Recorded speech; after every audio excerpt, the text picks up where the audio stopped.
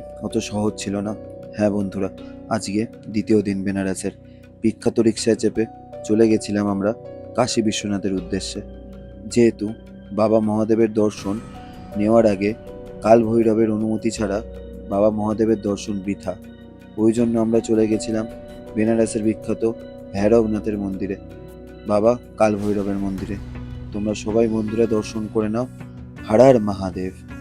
তো বন্ধুরা, দর্শন করে ফেরার পথে হঠাৎ গাটা ছমছম করে উঠল।